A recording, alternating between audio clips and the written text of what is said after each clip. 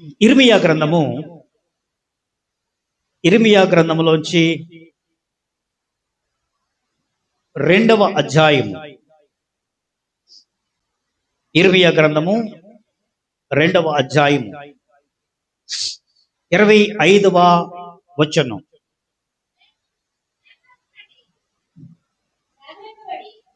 జాగ్రత్త పడి నీ పాదములకు చెప్పులు తొడుగుకొనుము, నీ గొంతుక దప్పికొనకుండా జాగ్రత్త పడుము అని నేను చెప్పినను నీవు ఆ మాట వ్యర్థము, నేను వినను, అన్యులను మోహించి తిని వారి వెంబడి పోతునని చెప్పుచున్నావు. చాలండి, దేవునికి మహిమ కలుగునుగా. ఈ వచనములో ఉన్నటువంటి సారాంశం మీకు అర్థమయ్యే ఉంటుంది. ఇది ఒక హెచ్చరిక మాత్రమే కాదు, ఒక విలపించే తండ్రి స్వరము. మీ అందరికీ తేటగా అర్థమవుతుందని చెప్తున్నా.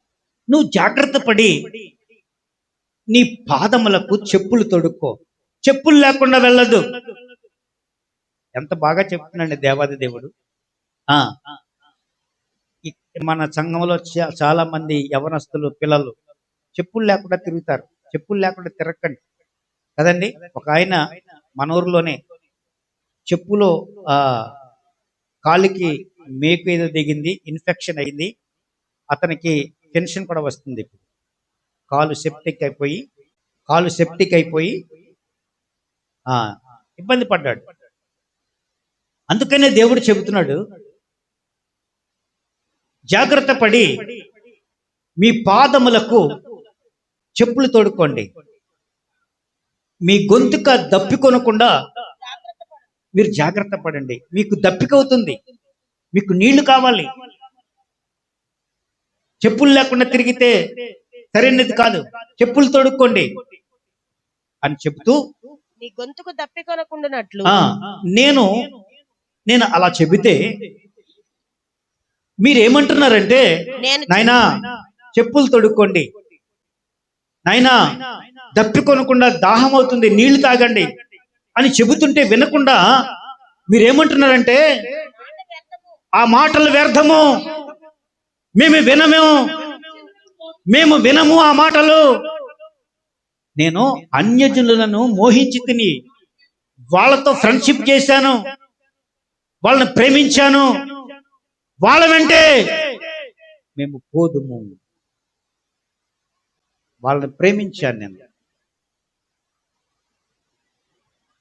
ఈ రోజున ప్రేమ అనేది ఒక జాడ్యం. బన్నీ నవా, ప్రేమ అనేది ఒక జాడ్యం. యవన ప్రాయంలో యవనస్తులందరికీ కూడా ప్రేమ పిచ్చి పడుతుంది. ఆ పిచ్చిలో ఏమవుతామో ఏముంటో తెలీదు. అది ప్రమాదాలకు దారి చేయొచ్చు, ప్రమాదం సంభవించవచ్చు. జాన్ మంగాచార్యులు గారు ఆ విషయం తేటగా చెప్పారు. పెళ్లి చేసుకుని ప్రేమించండి అని, ప్రేమించి పెళ్లి చేసుకోమని చెప్పలేదు. ఏం చెప్పారు? పెళ్లి చేసుకుని ప్రేమించండి. బాను, నువ్వు అదే పని చేసావా? పెళ్లి చేసుకుని ప్రేమించండి. బబులు, నువ్వు కూడా అదే చేసావు కదా. పెళ్లి చేసుకుని ప్రేమించండి, అప్పుడు మీ జీవితం సుఖవంతం అవుతుంది. దేవుడు చెబుతుంది అదే. ప్రేమ పెళ్లిళ్ళు ఎక్కడో గానీ నిలిచిన సంఘటనలు లేవు. చాలా స్ట్రాంగ్ అయితే తప్ప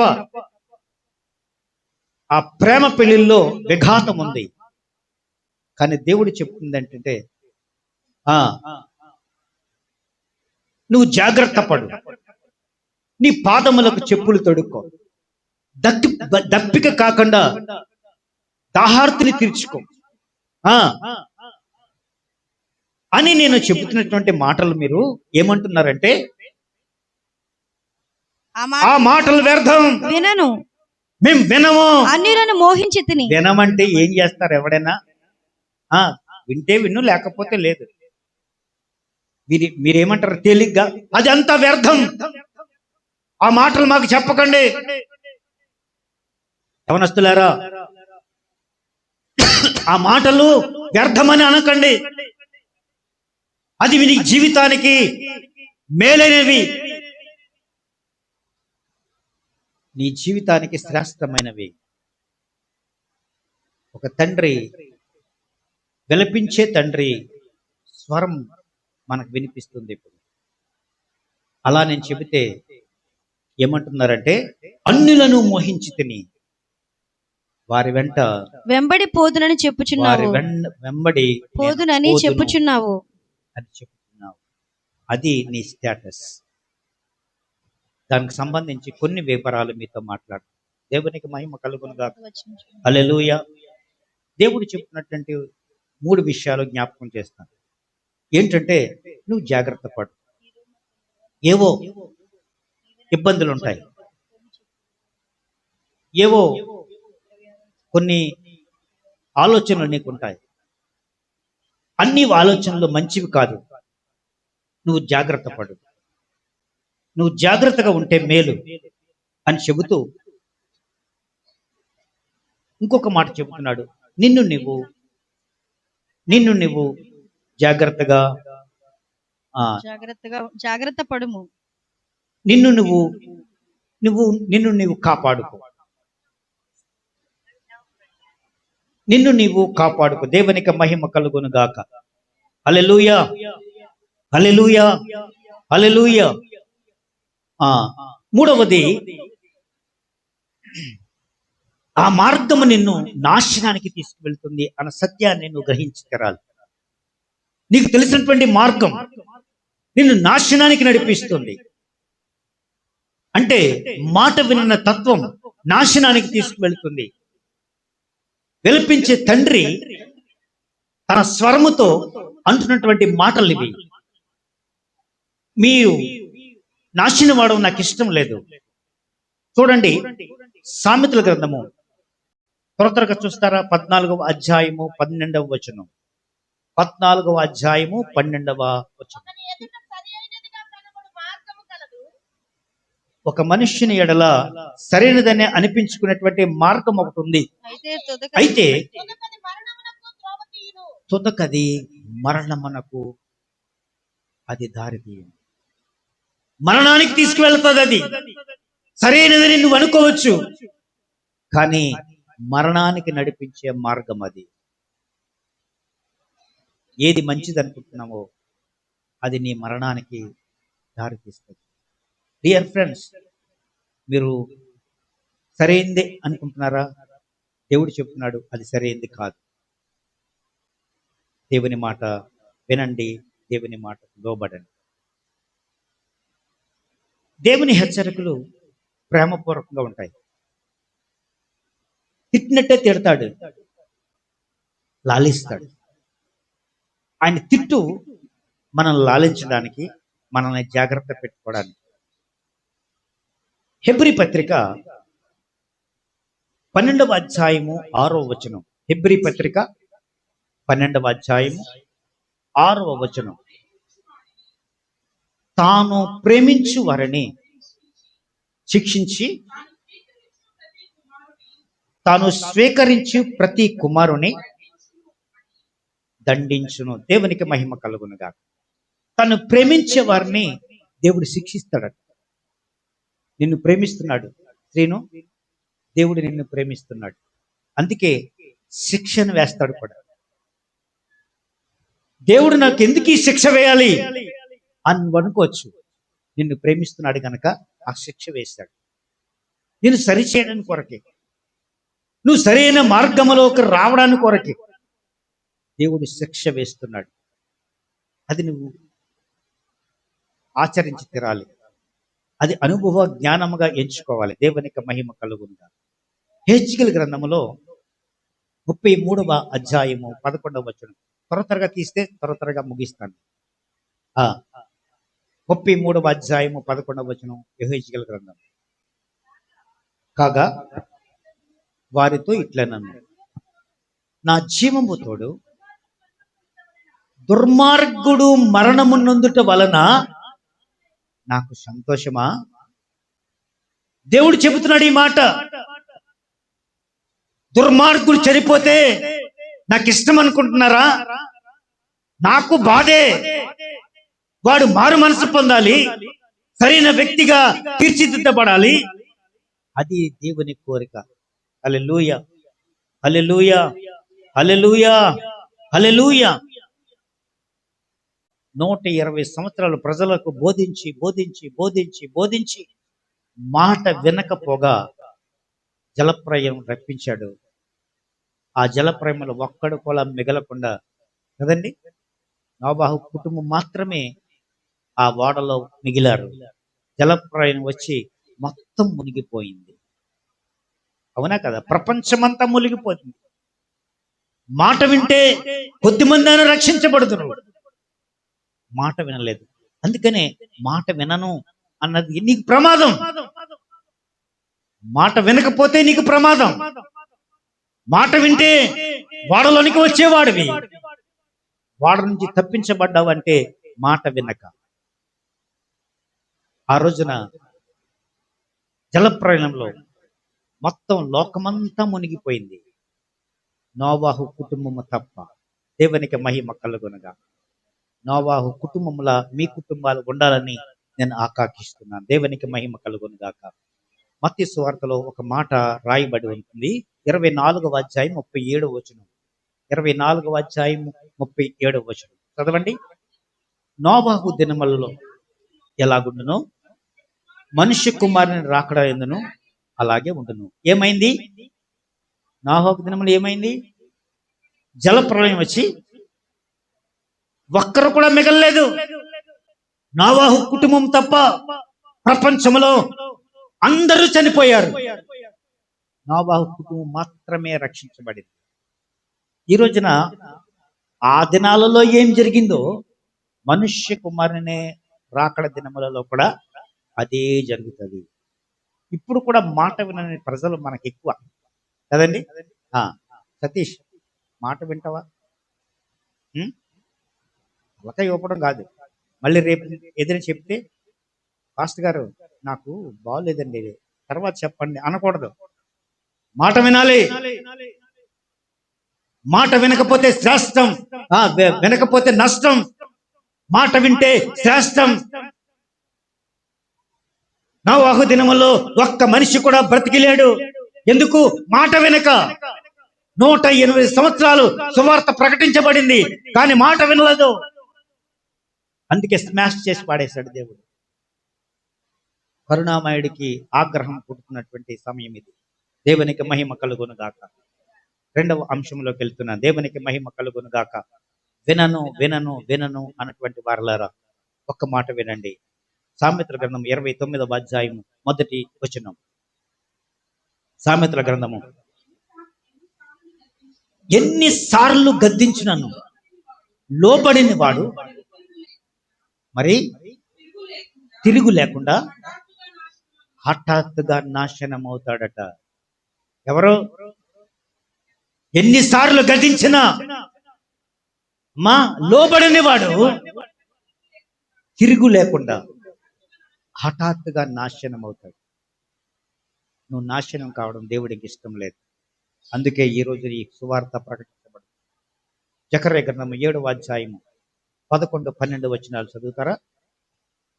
జకర్యా గ్రంథము 7వ అధ్యాయం 11, 12 వచనాలు. అయితే వారు ఆలకింపనొల్లక మూర్ఖులై వినకుండా చెవులు మూసుకున్నారు.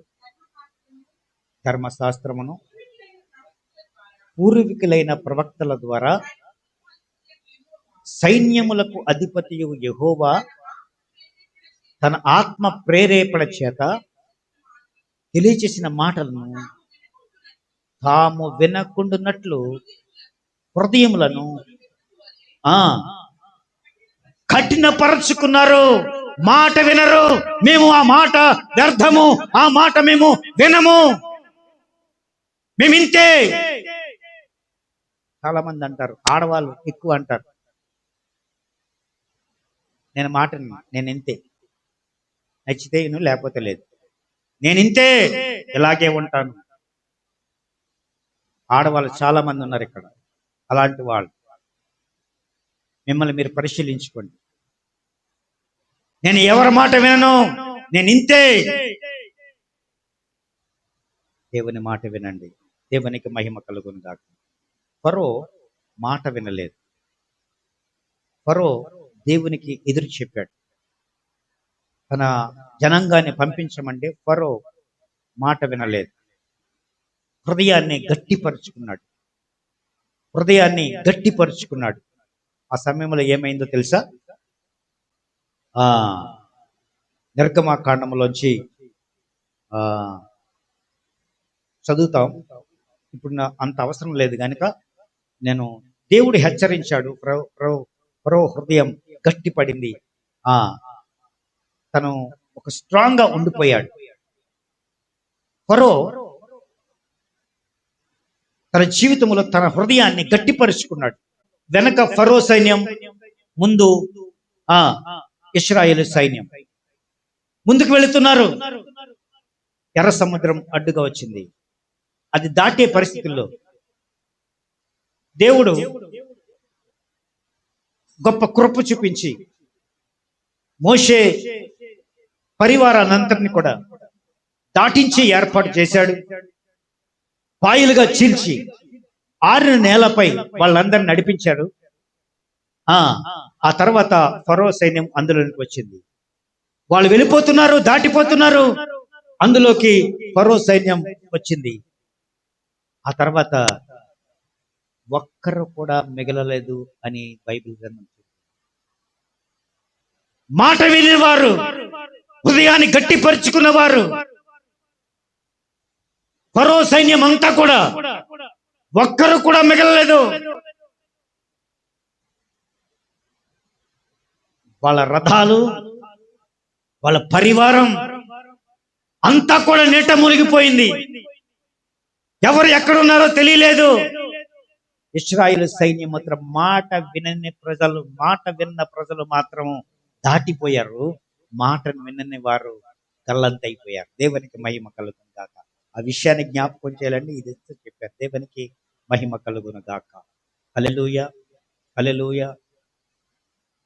దేవుడు చెప్తున్నాడు, నిర్గమకాండము 20వ అధ్యాయము 3వ వచనం అనుకుంటా, చదవండి. నేను తప్ప మనమందరం అదే చేస్తున్నాం. ఆలయానికి వచ్చిన వారందరూ కూడా యేసు ప్రభువే దేవుడు అని చెబుతున్నారు. కానీ విగ్రహాలు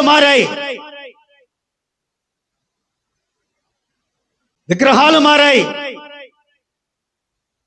అన్ని మానేశారు. యేసు ప్రభు దేవుడని నమ్ముతున్నారు. కానీ సమస్య మాత్రం అదే మీ జీవితంలో ఉంది. నేటికి కూడా అదే సమస్యలు. అదే భూతాన్ని నమ్ముతున్నాం, అదే తాయితులను నమ్ముతున్నాం కదండి, అదే విగ్రహాన్ని నమ్ముతున్నాం, అదే పూజలు నమ్ముతున్నాం, అదే రీతిగా అన్ని చేస్తూనే ఉన్నాం. యేసు ప్రభు దేవుడని నమ్ముతున్నాం, ఆయన విడలేదు, ఆ విగ్రహాన్ని మార్చలేదు. కానీ అన్ని విగ్రహాలనే జీవితంలో డబ్బు నీ జీవితంలో ఒక విగ్రహం. డబ్బు వైపు చూస్తే డబ్బే ప్రధానం నీకు, దేవుడు కాదు. మరొక మాట చెప్పనా, అక్కడ సంతోషం ఉంది, ఆనందం ఉంది, డాన్సులు ఉన్నాయి, అది విగ్రహం నీకు. అదే దేవుడు. చాలా మంది డ్యాన్సుల వైపు పరుగులు తీస్తున్నారు. డ్యాన్సుల వైపే పరుగులు తీస్తున్నారు. ఇప్పుడు చర్చ అదే. ఎక్కడ చూసినా డ్యాన్సులే. సంఘంలోనూ డ్యాన్సులే, సంఘం బయట డ్యాన్సులే. యాత్రలు జరుగుతాయి, జాతరలో డ్యాన్సులే. అన్ని చోట్ల నీకు డ్యాన్సులే. నీకు కావాల్సిందే డ్యాన్సులే, దేవుడు కాదు. అది విగ్రహం. ఆ విగ్రహాన్ని నీలోనే తీసివేయి. మొదటి యోహాను పత్రిక 2వ అధ్యాయం 15వ వచనంలో ఈ మాట ఉంటుంది, లోకమును మీరు ప్రేమింపకండి. చాలండి, లోకమును ప్రేమింపకండి. అది విగ్రహం. మీకు ఒకే దేవుడు, మీరు నమ్ముతున్నారు, అందరూ నమ్ముతున్నాం దేవుడు ఒక్కడేనని, దేవుడే యేసు ప్రభు నమ్ముతున్నాం. కానీ ఈ చేష్టలేంటి? నీ చేష్ట దేవుడు మహిమపరచబడాలి. నీ ద్వారా, నీ కార్యాల ద్వారా, నువ్వు చేస్తున్నటువంటి పనుల ద్వారా దేవుడు మహిమపరచబడాలి. ఆయన మహిమపరచబడాలి. కొంతమందికి వారి కడుపే వారి దేవుడు, వారి కడుపే వారి దేవుడు. ఫిలిప్పీ పత్రిక 3వ అధ్యాయము 19వ వచనంలో ఉంటుందమ్మా, నాశనమే వారి అంతము, వారి కడుపే వారి దేవుడు. ఈ జీవితంలో డబ్బు ప్రధానం కాదు, ఆనందం ప్రధానము కాదు, సోషల్ స్టేటస్ ప్రధానము కాదు. నీ జీవితానికి ప్రధానమైనటువంటి దేవుడు. ఆ దేవాది దేవుని మహిమపరచండి. దేవునికి మహిమ కలుగును గాక. ఒక ధనవంతుడు ఉండేవాడు. మార్కు సువార్త 10వ అధ్యాయము 17, 18, 19 వచనాలు చదవండి.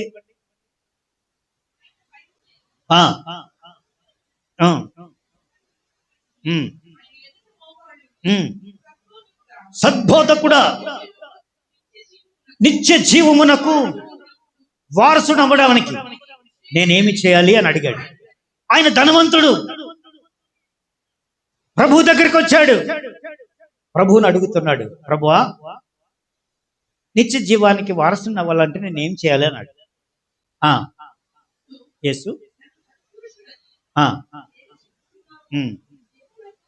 దేవుడు ఒక్కడే గాని మరి ఎవడు సత్పురుషుడు కాదు, నరహత్య చేయొద్దు, వ్యభిచరింపవద్దు, దొంగిలవద్దు,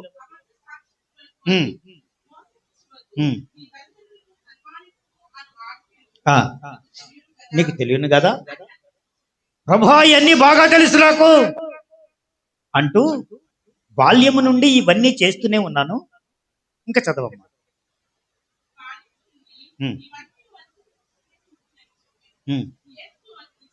యేసు అతను చూసి అతన్ని ప్రేమించి, నీకు ఒకటి కొదువుగా ఉన్నది, నీవు వెళ్ళి నీకు కలిగినవన్నీ, రాంబాబు గారు, మీకు కలిగినవన్నీ అమ్మి పేదలకి ఇమ్ము, పరలోకమందు నీకు ధనం కలుగుతుంది అన్నాడు. నువ్వు వచ్చి నన్ను వెంబడించు, నాతో పాటు ఉండు. అతడు మిగిలిన ఆస్తి గలవాడు గనుక ఈ మాటకు వ్యసనపడి ముఖం చిన్నబుచ్చుకొని దుఃఖపడుచు వెళ్ళిపోయాను. అప్పుడు యేసు, చాలండి, యేసును వదిలేశాడు. యేసు అక్కర్లేదని వెళ్ళిపోయాడు. ఎందుకో తెలుసా? ధనమే వాడికి మూలం. వింటున్నారా? వాడికి ధనం మూలం కనుక దేవుడు అక్కర్లేదు. రాంబాబు గారు, మీకు పశువులు మూలం, దేవుడు కాదు. am I right? మొదటి ఆదివారం పశువులు ఉంటే ఉంటాయి, పోతే పోతాయి అనుకుంటే నీ పశువులు క్షేమంగా ఉంటాయి. దేవునికి మహిమ. అది కృత నిశ్చయముతో దేవుణ్ణి ఆరాధించగలగాలి. అది దేవుడిచ్చాడు, దాని సంగతి దేవుడు చూసుకుంటాడు. ఆస్తిని కోరుకున్నాడు, యేసు ప్రభుని వదిలేశాడు. ఆ ధనవంతుడైన కుర్రాడు ఏం కోరుకున్నాడు? తను వ్యసనపడిచి వెళ్ళిపోయాడట. అతని డబ్బే కావాలి, దేవుడు అక్కర్లేదు. యేసు ప్రభునే విసర్జించేశాడు. మన జీవితాల్లో కూడా అలాంటివి ఉన్నాయా? ఉంటే మీ జీవితాలు మార్చబడాలి. ఒక మాట జ్ఞాపకం చేస్తున్నాను, పాపం ఎప్పుడు మోసమే, పాపం ఎప్పుడు మోసకరమైనదే. హెబ్రీ పత్రిక 3వ అధ్యాయము 13వ వాక్యం. మీలో ఎవడను కఠినపరచబడకున్నట్లు నేడు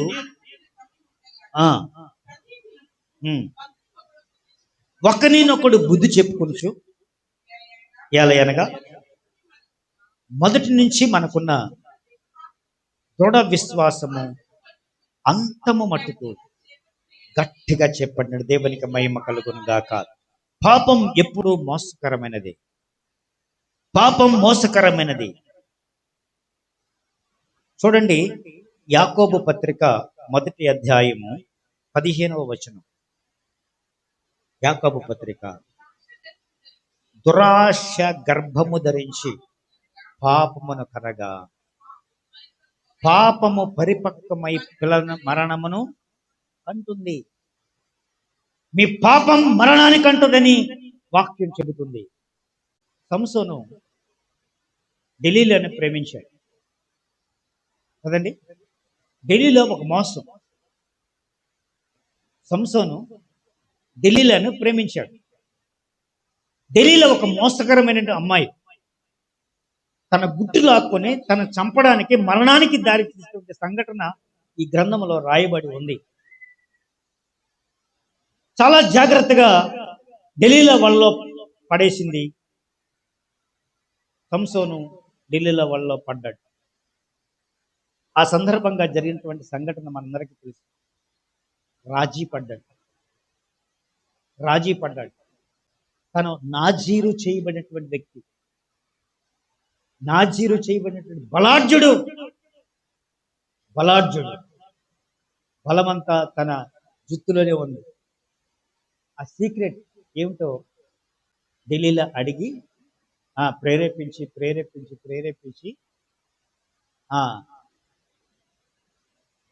నా మీద ప్రేమ ఉంటే చెప్పు. ఆడవాళ్ళు ఉంటారు కదా, నా మీద ప్రేమ ఉంటే చెప్పు. అలా చెప్పేశాడు. ప్రేమ ఉంటే చెప్పేశాడు. మరణానికి దారి తీసింది. 2 కళ్ళు పెరగబడ్డాయి. తిరగలికి కట్టబడ్డాడు. తిరగలి విసిరివాడాడు. చనిపోయాడు. తర్వాత ఎంత ప్రమాదం. సంసోను రాజీపడి ఫెయిల్యూర్ చేయబడినటువంటి వ్యక్తి. దేవునికి మహిమ కలుగును గాక.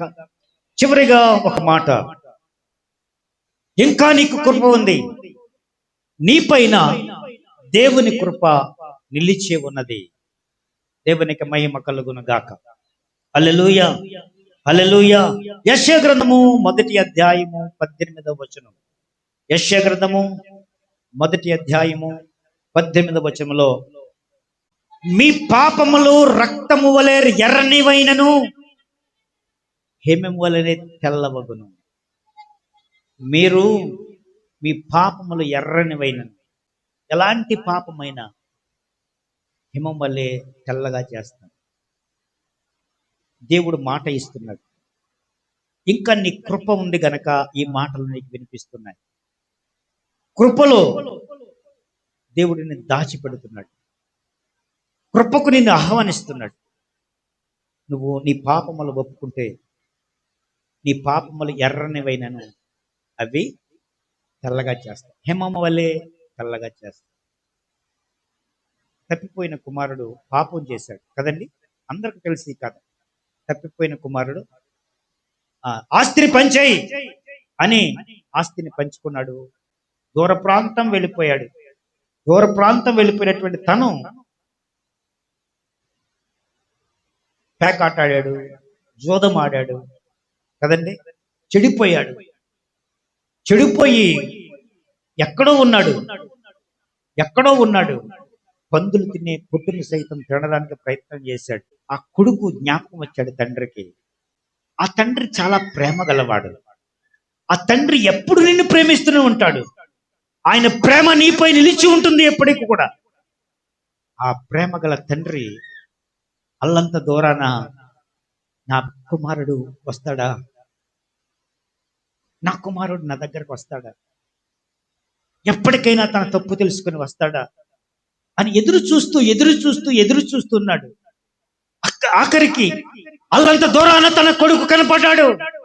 అప్పుడు అనుకున్నాడు, నాయనా, నేను నీ దగ్గరికి రావడానికి నువ్వు యోగ్యుడును కాదు, నీ దగ్గరికి రావడానికి నేను యోగ్యుడును కాదు, నేను పాపము చేశాను, నేను పాపములో మునిగిపోయాను, నేను పాపాత్ముని అని చెప్పాలనుకున్నాడు.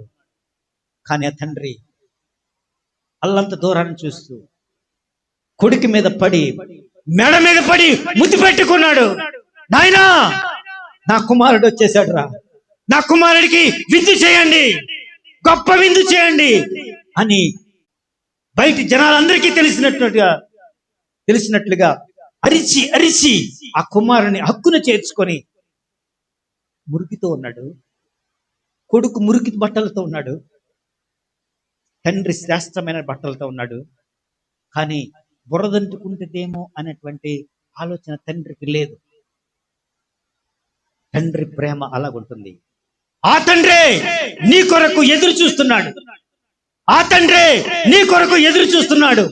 ప్రతి పాపమును ఒప్పుకొని రక్తము వలె హిమము, నీ పాపములు ఎర్రగా రక్తము వలె ఉన్నను అది హిమము కంటే తెల్లగా చేయబడతాయి, రా.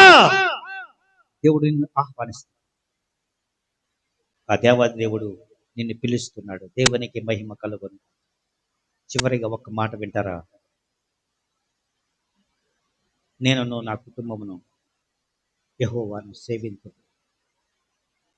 ఆ నిశ్చయత, ఆ మాట నీ నోట, నీ ఇంట్లో, నీ కుటుంబంలో ఉండి తీరాలి. నేను నా ఇంటి వారిని యెహోవాను సేవించు. మీరు ఏమైతే చేసుకోండి మాకు అనవసరం, మీరు ఎలాగైతే జీవించండి, నేను నా కుటుంబం యెహోవాను సేవిస్తాం అనేటువంటి కృత నిశ్చయం మన జీవితాల్లో ఉండి తీరాలి.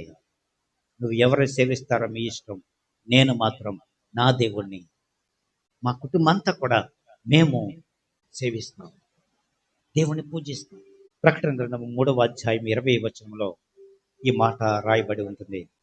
నేను తలుపు నద్దలు తట్టుచున్నాను, ఎవడైనాను నా స్వరము విని తలుపు తీసినలా నేను అతని యొద్దకు వచ్చి అతనితో, నేనును నాతో కూడా అతనును భోజనము చేయుదుము. దేవుడు ఈ సమయంలో నువ్వు జోళ్ళు తుడుకున్నావో లేదో చూస్తున్నాడు, నీ దాహార్తిని తీర్చుకున్నావో లేదో చూస్తున్నాడు. మాట విన్న తత్వం ఆయనకు తెలుసు. అయినా కూడా నిన్ను తెలుసుకొని ఆయన చెంతకు వస్తావనే ఆశతో ఈరోజు ఆహ్వానిస్తున్నాడు. చెంతకు వస్తావా? దేవుని సన్నిధికి వస్తావా? దేవునితో కలిసి ఉంటావా? ఒక తీర్మానం ఈ రోజున నువ్వు తీసుకోవాలి. కళ్ళు మూసుకొని ఒకసారి ఒక తీర్మానం తీసుకోండి. ఇంకా నిన్ను దేవుడు ప్రేమిస్తున్నాడు, దేవుడు ఇంకా నీ కోసం వేచి ఉన్నాడు. దేవుడు వేచి ఉన్నాడు, నీ కోసం చూస్తున్నాడు, ఎదురు చూస్తున్నాడు. తప్పిపోయిన కుమారుని ఆ తండ్రి ఎదురు చూస్తున్నట్లుగా నన్ను త్రసివేయక సంద్రాలు దాటి నన్ను చేరుకున్నావు.